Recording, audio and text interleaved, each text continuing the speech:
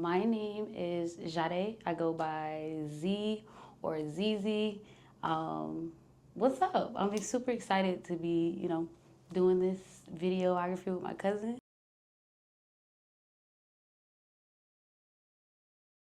All right, so I want to transition into some post photo shoot questions. So I typically like just getting recorded feedback from the photo shoot. Sure.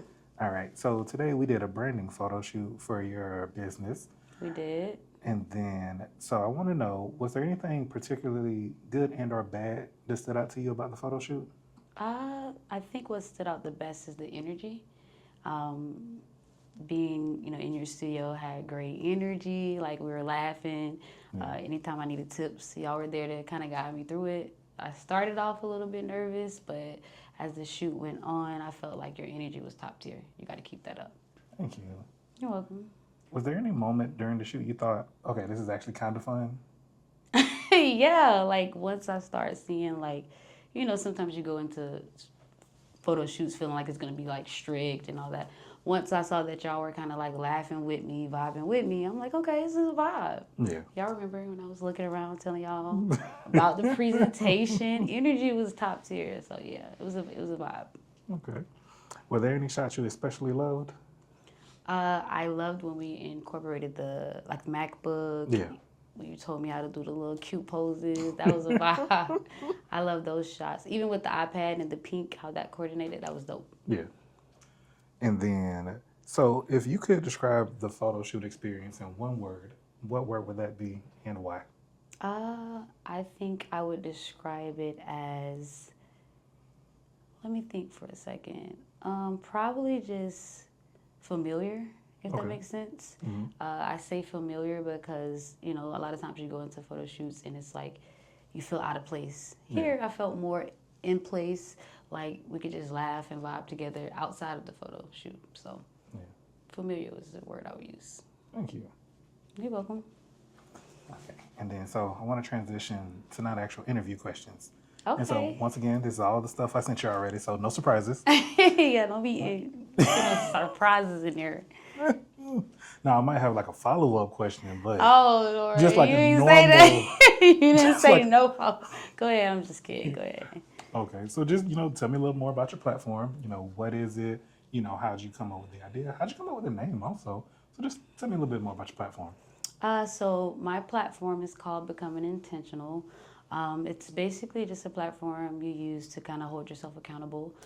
It's used to analyze like your daily habits, your daily goals, and just things you need to do in order to get to the lifestyle you desire. Yeah. Okay. And then so here's one of the follow-up questions. Oh Lord, go ahead. So I'm just curious. You know how like on Instagram there's a possibility to create a community. So like, do you have any aspirations of potentially creating a community called like accountability partners or things of that nature? That's something you could, just maybe have a group of 5 people or so, and you all just check on each other on like, let's say a monthly basis, or you all post your goals and like, hey, what's your progress towards your goal? I think that's a great idea. I have a couple homegirls that I communicate with, and they, we talk about things like this. Although we haven't did it, it's a becoming intentional journey. I definitely think that that's a great idea. Sometimes when we're by ourselves, we don't hold ourselves accountable. So accountability partners are important. Yeah, it's a good idea. I think I'll do that. Okay. And so in your journey of healing, growing, and evolving, what's been the biggest hurdle that you've had to deal with, and how have you dealt with it? I think the biggest hurdle I've had to deal with is consistency. Yeah. I know that's kind of like sucky to say, but sometimes when life throws so many things at you, I'm a caregiver, I'm in a relationship, I have a lot going on, so it's kind of hard to stay consistent to your life goals and the things that you really want to do. Like, I feel like I'm really good with ideas. Like, I'll write down great ideas, but then I'll start and I'll stop. So it's kind of like why I started this Becoming Intentional journey, so I have a paper trail of me holding myself accountable. Yeah. Now I get that. That follow-through part is hard. Man, it's so hard. It's real hard. So just earlier, like I'll be doing something random. Like I have a really good idea, just like a spark of inspiration, and then like I'll write it down. So in like my notes app, it's so many different things I want to do. But then it's like when actually doing them, I'm just like, This is the struggle. It's hard. But that goes to show like accountability partners. You know, Yeah. having people around you that's gonna be like, hey, did you do what you said you're gonna do? Mm-hmm. That's so important. Yeah. All right. So how does one boss up with intention? When I read this question, I laughed. I'm not gonna lie, I did laugh. I think bossing up with intention is just like, you know, it's a combination of like determination, Yeah. discipline for sure. You got to be disciplined, and just making sure, again, you hold yourself accountable for the things you say you're gonna do. Um, you know, there's no right or wrong way to do things. You know, everybody has their own way they want to program themselves to be disciplined and stuff. But I think those key factors will be, you know, set you straight if you can be disciplined and have determination to boss up. Gotcha. So you said, don't wait until you have it figured out. Go get in the mud, start figuring it out through experience. So what's something that you got out the mud? That's a funny question. I mean, you know, I grew up around a lot of love. I will say that, but you know, I didn't grow up around like the best financial situation, if Yeah. I could say. So, growing up, I saw a lot of struggle. You know, with my mom. I felt like I had to grow up a little bit faster. You know, seeing her struggle with bills. You know, as a kid, you just want to help your mom the best way you can. So that was one thing that I felt like I had to like really get out of the mud when I was a kid. I was just like, my mom's struggling, so I got to figure out how I can make sure she isn't struggling. So, did you have a follow-up question after that, or that was just kind of it? That was it for the most part. I do want to add to that though. I feel like when you do kind of get stuff out the mud, I know a lot of people probably don't know what that means, but it's just kind of like work hard, like work really hard to get it. Yeah. I feel like the reward is much larger Yeah. versus it being handed to you. Does Yeah. that make sense? No, it does. So one of the things me and my friends talk about is most of us come from like a financially disadvantaged background. Yes. And so I think, you know, sometimes there's blessings and things you might not necessarily realize there's blessings in. So it's just like, Yes. if you ain't got nothing else to do, you got to work hard to get out of that situation. So I think, you know, just for me, how that manifests is, you know, I grew up with nothing, and then just to be Yes. able to just have this studio, for me, Yes. it's just like looking around, it's like, hey, you know, I was able to do that, you know, and it's just You like did that. hard work pays off. So no, I definitely get that. You appreciate it a little more when you had to really work hard for something, opposed to just being handed something. Right. I So- agree. What all does showing up as her involve? I'm not gonna lie, when you asked me this question, I had to think about it. 'Cause I'm like, okay, this is what I want to do, but let me think about it. I feel like showing up as her is just making sure you're being intentional when you show up. How you present yourself, how you talk to people, how you talk about yourself, how you talk to yourself. Yeah. I know a lot of people have those silent conversations with themselves, but we feed ourselves a lot of negativity. So showing up as her just requires you to kind of feed yourself positivity. You know what I'm saying? Chase those goals that you have written down in your iPad. Making sure you're setting boundaries with the people in your life that need boundaries set. There's a such thing as healthy boundaries. Yeah. So just showing up as a woman that you know you want to see in your future. And I know a lot of people are religious, like just showing up as a woman that you feel like God will be like, okay, that's who I made. That's who I want my child to be. Yeah. I feel like you touched on something really good. So just another conversation that like me and my friend group have with each other is just like, you know, how we talk to ourselves. And it's just like, Yes. I feel like we can be so pessimistic with our self-talk. And it's just Yes. like, you know, if somebody external said that, it'd be an issue. And Hello. then it's like, but it's okay when we talk to ourselves. And so it's just like, That's crazy. I think one of the things people really need to readjust is just like that self-talk. I think people could be a little nicer to, people can probably be a lot nicer to I themselves. feel like a little nice. Yeah, Nah, a lot nice. Yeah, a lot nicer to themselves. For sure. And it's crazy. You touched on a valid point too. Like if somebody else said it, it's a problem. But when we Yeah. do it, it's crazy.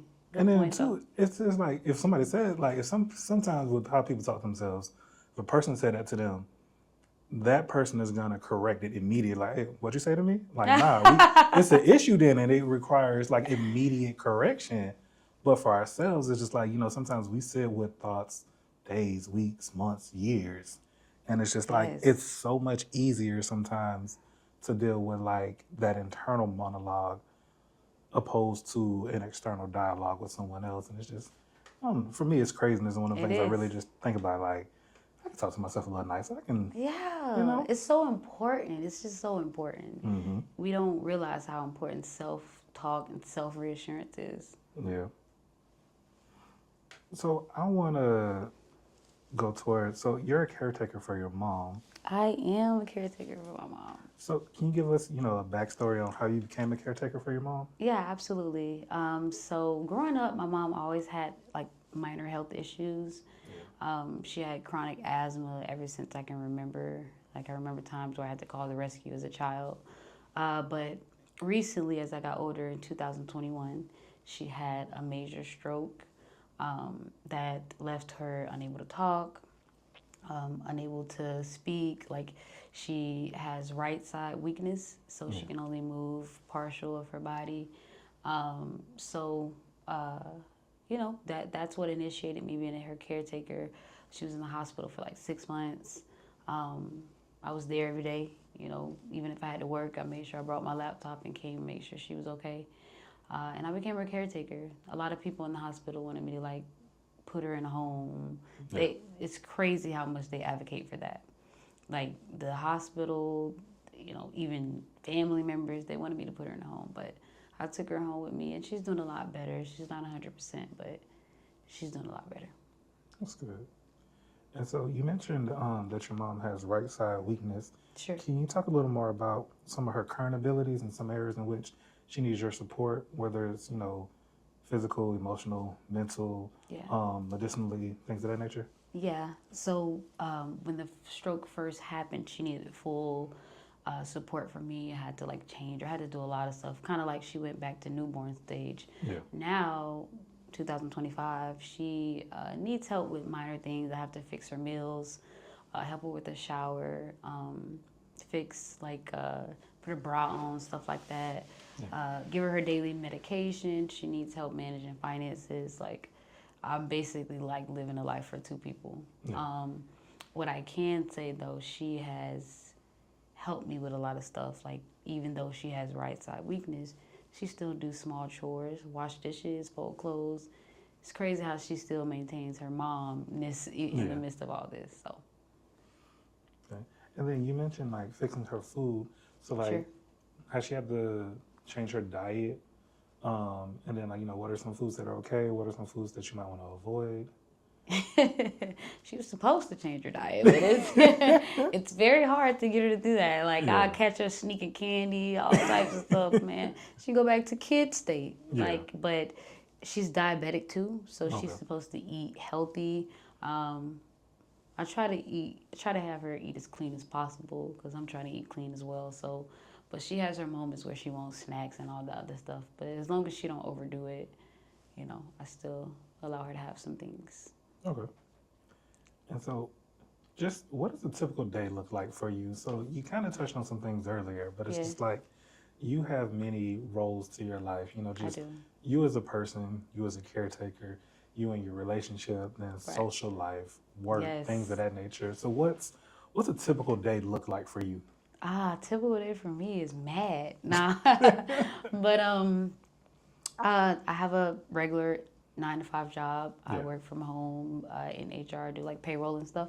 So working from home is truly a blessing. I'm so glad I got that role. So just clock into my job. Mom probably will still be asleep. Once she wakes up, I'll make sure she has her meds, her meal. And then I'll just work throughout my day now that I'm doing my Becoming Intentional journey. After I make sure mom is good and work is good, I'll try to record some content, edit some content. Editing is really hard, by the way. It is. I hate editing so much. Oh my God, who invented this? Like, it's ghetto, but editing is hard, y'all. I wouldn't recommend 0 out of 10. So that's really what my day looks like. On my downtime, I do make time for my relationship, and you got to have an understanding people around you. Like, because I'm in a difficult situation, I may not be available as, most people, but I got some real deal supporters around me. So. And so speaking of a support system, Sure. what's your support system look like? And then like in different aspects, what's it look like from your family? What's it look like maybe from like insurance? What's it look like an educational support system or even like a support group? Right. I'll be honest, and this is a shade to anyone, but like prior to this, my mom having the stroke, I thought that I would have a lot more support than I do now. Yeah. However, they say appreciate the small things. I have like my mom's siblings, they support as much as they can. If I need them to get her, they will. Um, my friends, they try to get me out the house and, help me as much as possible. I got family that talk to me, check in with me, make sure I'm mentally okay. My cousin, like, I have a lot of support to make sure I'm still grounded, even though I'm a caretaker. I do wish I had more support, like, with her individually, but, that'll come with time. Yeah. God will put the right people in your life so that you'll have what you need. Gotcha. And so in your role as a caretaker, what's been the most challenging part? Good question. I think the most challenging part is seeing her like go through these disabilities and me not being able to fully fix it. Yeah. Like the speech is like one of the most troubled things because like everybody wants to be able to talk and express themselves. So with her not being able to say anything but her vowels, like it really gets to me at times, but I'm trying to find a way to where she can still express herself. We got her a device, so hopefully soon she'll know how to work that to where she can say things on the device. But definitely not being able to fix everything. I'm a natural like fixer. Like I want to heal everything. So Yeah. who wouldn't want to heal their mom? Like that's number one. Yeah. So. And so with that, and excuse my ignorance, Ah. it is. But so with like her left side, is she able to potentially like type or things of that nature? So like if she can't verbally speak, is it something Right. so whether she could either potentially write something or type something? Good question. No, a lot of people ask that. Unfortunately, with she has what they call aphasia. So aphasia is like a communication disease to where she knows what she wants to say in her brain. She knows what she wants to write in her brain, but it has a problem coming from the brain to the tongue or the brain to the hand. Gotcha. So she can FaceTime me. Like she gets on Facebook and she can see things, but she can't get it out, if that makes sense. It does. So yeah, that's where we're standing at right now. Hopefully a miracle happens and it gets better. I really want that for her. Yeah. And so I feel like so far you've talked about a lot of things that could potentially weigh on you emotionally. Right. So like, how do you handle yourself emotionally and mentally? How do you make sure you're good? It seems like you do a lot for other people. So like, how do you show up for yourself? Oh man, I'm not gonna lie, I was dreading this question because I'm still figuring that out. Yeah. Like, I'm still figuring out what I can do to pour into me because I do have a bad habit of trying to fix everybody else, pour into everybody else. And I don't have a lot, but with what I do have, I try to give it out. And I know, one of the most famous quotes is you can't like pour from an empty cup. Yeah. So I got to figure out, I'm glad you asked that because today when I get home, I'm going to figure out what I can do to make sure I'm happy and I'm grounded inside. Because what happens when I'm empty, I can't be a caregiver if I don't have anything to give. Yeah. So I'm working on it. I got to get back to you on that one. Okay. So today is Sunday, July 27th at July 5:02. 27th. Okay. Let me put it on my calendar. In a month's time, Uh-huh. I'm gonna ask you the same question, Say less. and then you ain't gotta have an answer because that's a nuanced question. I feel like I can have an answer in a month. Okay. I think that's doable, right? It's doable. I'm just saying, but like the journey of like making sure you pour into yourself, Right. it's not as easy as what people think it is. It's not as easy. So just a little progress towards having an answer. That's all I Okay. ask. If you have an answer, that's great, but just a little progress. That's all I ask. Yeah, and it can be small things like, I enjoy writing a lot. Yeah. I've been telling myself I wanted to finish my book. That would make me happy to do that. So I'll make sure I'm doing something that's gonna make me happy. I promise. Okay. August 27th. Are you putting 5:02? He's putting it on the calendar, y'all. All right, say less. And I I got got a you. digital record. It's digital, live. I can't even say I didn't say it. I said it. Hmm. So, what are some words of encouragement you can offer someone who might be experiencing either burnout in their caregiving role or just a lack of emotional support in their caregiving role? This answer is going to sound crazy because I'm not doing it for myself, but make time for you. Find time to do the things that you like. Find time to make sure you're filling up your cup before it's empty. This is not for the weak. Like being a caregiver is something that most people can't do. Like all of my friends, and I mean all of them, be like, "How do you do that? I don't think I'll be able to do what you do." And I take that as a compliment because it is very hard to do and still maintain a healthy life for yourself. Yeah. So what I will say to anybody that's going through the similar situation is just we got to make time for ourselves. We got to make time to making sure our cup is filled and that we still can be whole in the midst of giving ourselves away. Dope. So that was my last question. Anything you want to say? Any parting words? No, this was great. Like I really appreciate you for having me here on your platform. Of course. I felt good energy, good vibrations, and I'm looking forward to networking in the future. Of course. So one of the things I am big on is giving people their flowers. Yes. So for the longest, I was like, I'm gonna start doing this video content stuff. And then Yes. you started, and I'm like, boy, buddy on it. And I was like, let me get on it. So, Yeah. as you continue with your consistency, I will continue with my consistency. Let's do it. And we'll just keep Accountability going. partner. Mhm. We just look at Yep. that. So, Y'all see it. Y'all Yep. see it. Yeah, we can hold each other accountable. But I mean, we already do. Anytime either one of us post, we live in the comments. We're reposting it. So we're already there with it. yep. So.